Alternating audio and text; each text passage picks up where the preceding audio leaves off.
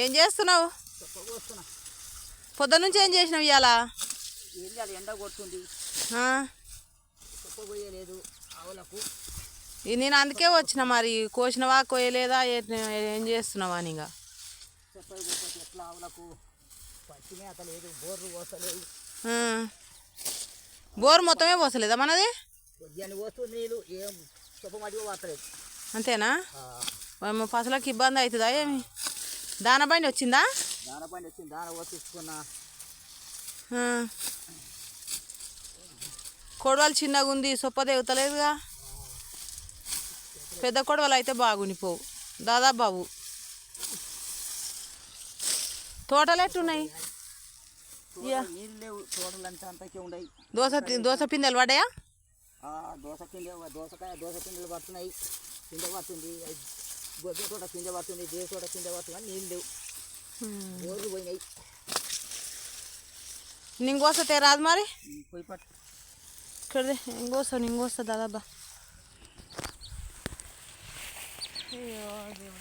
అసలు మేత లేకుండా అయిపోయాయి, తోటలు అంతే అయిపోయాయి. వ్యవసాయం చేసిందంటే ఏం లాభం లేదు. కిందికి పోయి రైతుకి ఇబ్బంది, మోటార్లు పోస్తలేవు. రైతులు ఇంత బాధపడ్డా కానీ ఎవరికి దయలేదు, వానదేవుని కూడా దయలేదు మన మీద.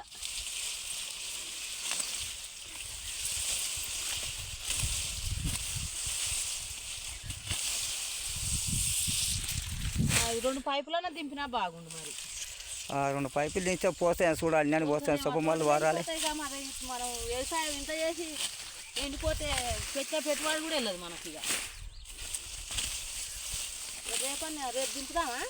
రేపు దించాలి, పైపులు దించాలి. కొంచెం పోస్తాయి, బోర్ చూడాలి. పైపులు దించితే మనం విన్నాను పోతుంది. దూరంలో సొప్ప ఎండిపోతట్టుంది. హాయ్ ఫ్రెండ్, మా బాధ చూడండి రైతులది. తోటలు ఎండిపోతున్నాయి, నీళ్ళు లేక, వానలు లేక.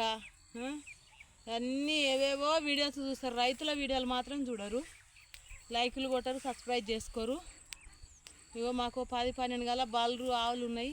ఇక ఒక్క మాడి సొప్ప అంతా అయిపోయింది. ఇక కోసుకుంటూ వచ్చినాం, అయిపోయింది. నీళ్ళు వెళ్తలేవు.